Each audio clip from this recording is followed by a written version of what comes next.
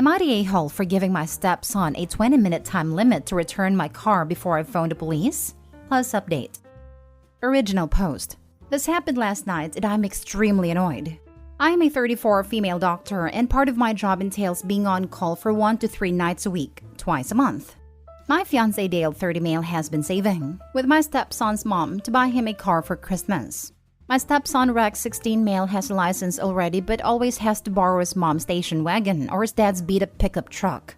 His mom's car is lame and embarrassing and his dad's can only hold 1 passenger. Not practical for a teen. On to the main conflict. Rex texted me yesterday around 12 if he could borrow my car after school. His friends wanted to go to the mall but the bus route is too long, so could they borrow my car? I texted back a, sorry but no, I'm on call again. Can you ask your mom? He says no. I told him, sorry but my answer is still no. I'm sure you will find a solution. Ask your friends and you can all figure it out. If you see where this is going, you are less shocked than I am. I was up in my home office, the room where I keep my switch, sewing machine, and laptop, so not an official office, when I heard Rex and his friends downstairs after school. I was going to see if they needed anything, but they left after a few minutes. An hour later, I went to the kitchen, cleaning up the empty bottles and wrappers from their snacks. Then I saw the spot where I left my keys empty. I began to panic. First, I bolted to the door and my car was gone. Immediately dialed my stepson. He picks up and it's obvious he's in a mall store that plays loud music. I told him to get himself home now, and he laughed and said that I am not his mom, that he'll be home whenever he pleases. I'm not proud, but I told him that he has 20 minutes to get home or I'll call the police and report it stolen. Rex panics and said he couldn't find all his friends and drive home in 20 minutes. Told him tough luck. 10 minutes later, I get a text that he is in a mall parking lot and will be home soon. I phoned Rex's mom and informed her of his stunt. She was madder than me when I told her that I was on call. She apologized and promised to talk with Rex and Dale ASAP. Then Rex came in, threw me my keys and locked himself in his room. Dale finally came home around 8 and he said he had been on the phone with his ex. He demanded to know why I punished his son. I put my foot down and explained I am on call. That means I need my car. And Rex stole my car. Dale disagrees. His ex agrees with me and decided she will not be buying Rex a car anytime soon due to his entitlement. Dale thinks I am making a big deal out of nothing. I didn't end up going into work, so why did I have to threaten Rex? I've only gone in twice this year while on call. But just because nothing happens doesn't mean that I'm always clear. Rex is now grounded. Fiancé barely speaks to me but asks me when I'm going in today. I'm not, and if I will apologize. I am still not budging and I'm still angry he doesn't get it. Am I the a-hole? Editing because it came up in the comments. Yes, Dale was 14 when Rex was born. Don't get hung up on this. It isn't about teen parents. Rex's mom was 15 when they had him and is the best mom if you ask me. She's who introduced me to Dale. Now for the top comments before reading the update. Not the a-hole. Rex took your car even after you said no, and Dale is okay with that? Teenagers need boundaries and rules, and parents need to enforce those. Dale is the a-hole and is setting Rex up to be one too. Rex owes you an apology, not the other way around. He demanded to know why I punished his son. Agreed that Dale is the a-hole while Opie's not the a-hole. Opie didn't even punish his kid. She simply demanded that he return the property that he stole. The son rudely refused, so Opie had no choice but to let him know that there would be consequences for his actions if he didn't return the car. Dale's completely off base if he thinks his son did nothing wrong, and that Opie should apologize. Even the ex thinks he is being 100% unreasonable. What would Opie even be apologizing for? Opie's fiancé is just telling his son that he co-signs his theft/disrespect of Opie. It's like he thinks that just because Opie didn't end up having to go in it should be okay for this kid to commit grand theft auto? Clearly, he has little respect for how being in an on-call job works. Not the a-hole. Your stepson is clearly entitled because he did steal your car. He even had another option, but it wasn't cool enough? Anything so little of you, it wasn't even of consequence in his mind to take your car and then throw the keys at you afterward. The threat of calling the cops was a perfect response because it seemed to be the first time he was shown that his actions have consequences. Your fiancé? That's even worse. He damn well knows better what an on-call is. And regardless of that, you saying no means no. Why is not a question. If you don't want him to take your car, he should respect that. Your fiancé playing this off is a huge problem because it excuses your stepson's behavior. This is a relationship-ending problem. Do not budge though, or his behavior will get worse. I got my driver's license before all of my friends in high school. My mom graciously let me drive her minivan most times after I asked. At first, I was embarrassed because it was a big, bulky Toyota Sienna, but my friends didn't care. It just means that more people could ride. It also helped that the stereo system had amazing bass. WTF? Your fiancé is a walking red flag. He's a terrible parent and he doesn't even realize it. Stealing a car is a big deal. This is not a gray area. No offense, but you're a doctor. You have your act together. You can do better than a man who expects you to apologize when his son commits a felony. Life is too short to be married to a crappy parent. I won't even date someone who doesn't raise a dog up to a certain standards, much less a parent of a human being. This isn't a harmless prank either. Even if OP was a stay-at-home mom, taking a vehicle without permission is at least a $10,000 to $25,000 item that they may not want a potentially uninsured teenager driving. Some people aren't even comfortable letting their friends drive their vehicles. The entitlement this teen has could ruin his own life. I'm military, and a lot of the senior generation NCOs who were teens in the 80s committed crimes like this and were given an option: lengthy jail sentence or serve a stint in the army. My favorite master surgeon stole a car at 18 and chose the army. He now has a daughter graduated from West Point, and he retired to work at Raytheon on top secret missile projects. Kids these days aren't given second chances like this anymore. It could stay with him forever. Edit/update. Now I can see why my friend told me the sub can be a little much. I'm very thankful for these responses, but I think I'm going to leave the comments now and have a very frank discussion with Dale tonight. Rex is with his mom, so he won't be in the middle or get involved. Kids still wouldn't look at me and called me a witch who won't let him get his own car now. Now for the full update. So apparently Dale reads through the subreddits on his work breaks. He texted me a link to my post during his dinner break. A short time later, I first received a call from Rex's mom who said that Dale called her and ranted about how I made him look bad online. She told him that she didn't care because he did not react the way a good parent should. Dale was so furious that he told her that he would be calling his mother to see if someone actually cared about his feelings.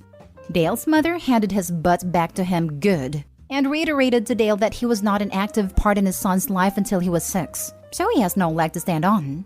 Dale tried to complain about how everyone was being unfair to him. She shut him up and told him that his son did something wrong, and this is not about punishing him for being a bad father. Dale returned home a little while ago, about an hour earlier than he usually does. He looked defeated, but he was still short with me. Said he was disappointed that I posted and now everyone who knows will think he's a joke and a bad father. I didn't think this conversation would end up with my ending the engagement and relationship, but it did. The house is all in my name, so Dale is packing up his things and crawling back to his mom's house. The wedding wasn't set, so no money or time lost there. Dale said so many things that I don't even want to write down. This is not the man who I have known for 4 years. And I'm honestly shocked at how selfish he is. He said my doctor money would have to buy Rex a car to make up for all the hard feelings. I am astonished at how delusional he is. I am done with his account and will not be returning. Edit to add that also, the fact he wasn't in Rex's life till age 6 was a huge red flag to me. He never mentioned it and refused to admit it was a big deal during the argument we had when he came home. Sending internet hugs, OP. Sorry for something so important to end over something so stupid and ridiculous. At least it showed you before you were too committed what you were getting into. Next story.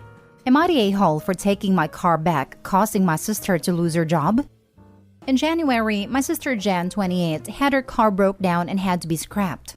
My sister works an hour's drive away from her apartment, and there are no public transit options to get her to and from work.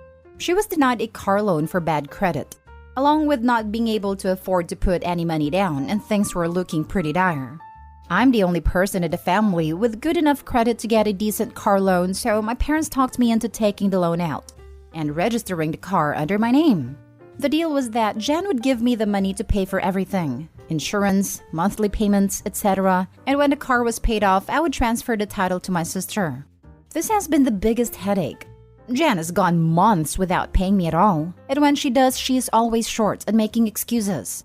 The truth is, I'm essentially paying for the car plus insurance for my sister, with a promise of reimbursement. My parents have also promised to make up the difference at some point, but I doubt that will happen. It has been 2 months since Jan has paid me, and it is again looking like I will have to pay this month's payment out of my own pocket. I am so sick of this, and told Jan last week that I want to be paid in full by that Friday or I would be taking the car and selling it.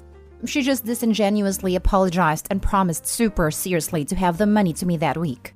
Friday rolled around and she had ignored all my texts and calls. I had my girlfriend drive me out to her apartment, and I told her to hand the keys to the car over or I would call the police and report it stolen.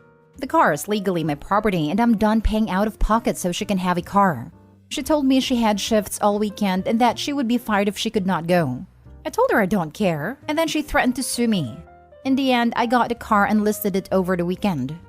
Jan lost her job last night for not showing 3 days in a row. The fact my parents or some other person could not drive her to work seems to escape her, as she and my parents have branded me the biggest a-hole on the planet. Now for the top comments. She wasn't even trying to make an effort to pay you back. It's your car, not the a-hole. I don't get these kinds of people. What do they honestly expect from people doing them ridiculously huge favors? If someone did something like that for me, I can't imagine just ghosting them and going so long without a payment. Even if I was legitimately strapped for cash, I would pay whatever pathetic sum I could. Even if I keep on getting more and more behind, I can at least show my genuine desire to pay and appreciate the favor done for me. The answer is they are a-holes and they think everyone would screw them over like they screw people over. So they have zero issues with it. Not the a-hole. Driving an hour each way for work costs a lot of money, no matter how fuel efficient the car is. If, after 6 months, your sister couldn't make this pay, perhaps she either needed to move closer to work or find a job closer to home. In any case, it wasn't up to you to subsidize her attempt. And if you took the car back Friday and she didn't get your parents to pay you something that night, well, it sounds like maybe they weren't as upset about this as they claim. Last story. Am I the a-hole for not honoring all of her wishes? Backstory. My husband and I separated 2 years ago. At first, we hated each other. It got better this past year. We spoke, we're friends, we both still loved each other. He passed on September 15th. As his wife, no one would speak to his girlfriend. We'll call her Avery. She called me, upset that no one would speak to her.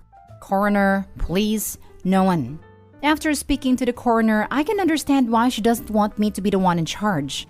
Avery has given 2 separate stories regarding his passing. This is also the second time she has went through this exact same situation. 3 years ago with her deceased husband and now mine. So I'm already on edge. I've spoken to his, we will call him Landon, family, and they don't know her really and have only spoken to her via Facebook/FaceTime. They do not get along very well and she hasn't really wanted to get to know them. I don't know much about Avery, just what I've been able to learn in the past 4 days in speaking with her. I know she's hurting. I know she's grieving. I'm taking this a lot harder than I thought I would be, and maybe I shouldn't be. I don't know. I'm not sure how to handle this. Avery's mother called me the day I found out about Landon's death and asked me to check my life insurance policy and make sure it would still pay even without the cause of death. This was before the coroner gave a reason and before I even mentioned the life insurance. The DC says, unknown pending investigation, or something to that effect. I don't have it yet. She's trying to push us all out of every aspect of his memorial, even though I'm paying for it. I dropped the policy after a year and is going against Landon's wishes. He didn't want a burial, but a cremation and a small memorial then mixed with his parents. Avery sent a message yesterday asking me to see if the morgue would give me Landon's thumbprint. She wouldn't give a reason. She wants to have the memorial at her church with only pictures of the 2 of them, not his family or me and him. I can understand, but didn't understand why his family and friends would be there since she doesn't know them. She wants me to ask for a lock of his hair. She wants to display his ashes in the same Amish box that her husband was in. I said no. I think that's just distasteful. Now I'm being called and messaged by her family and her, saying how I'm trying to take over and that I shouldn't have a say in any of this. I'm not. I did ask for her input and help. I countered with the fact that I'm paying for it all and that I am still his wife and have a 20-year history with Landon. They argued that this wasn't about me. It's not. It's about Landon. But it's about Avery and Landon. Their life together, 1 year, and have nothing to do with it. And that they don't know why I'm so upset over him passing or being involved. And I'm an a-hole for not honoring Avery's wishes and letting her have what she wants for her boyfriend. Am I the a-hole in this situation? Now for the top comments. She had a previous husband die in a similar way? There's a pending investigation on your late husband's death. She's given 2 different stories? Inquiring about life insurance policy. Maybe I just watched too much true crime, but this sounds suspicious as heck. It's not just you. It sounds very suspicious to me as well, and to his family. We think this is one of the reasons she's trying to push us completely out of everything. Not the a-hole. I'm sorry, but Avery has no standing here. She can grieve him privately, but she's out of line for trying to claim his remains and co-opt his memorial. The entire story sounds sketchy AF. And while you skirt around it, is there an implication she could be involved in his passing? Honestly, block this woman. Don't talk to her at all. And if she has questions about his estate, refer her to your lawyer. You knew Landon for decades. You still are in contact with his family. You are the ones who should be planning whatever comes next. The entire story sounds sketchy AF, and while you skirt around it, is there an implication she could be involved in his passing? To answer directly, yes, I believe so. Avery gave 2 accounts of what happened. To the deputy coroner, she said that they arrived at her mom's house at 3 a.m. and Landon went to bed. She stated that she left at 6 a.m., came back at 10 a.m. and found him in the same position and discovered he had passed. To me, they got to the home at midnight, stayed up talking to her mom. They went to bed at 3 a.m. and when she woke up at 10 a.m., she found him deceased beside her. The deputy coroner also told me that they found at least 10 different IDs, social security cards and bank cards, on him in his pockets when they got there. I know this man. He always emptied his pockets before he went to sleep, and would put his wallet and anything he had in his pockets, except for his phone, in his slippers or shoes. He did this every night, no matter where we were.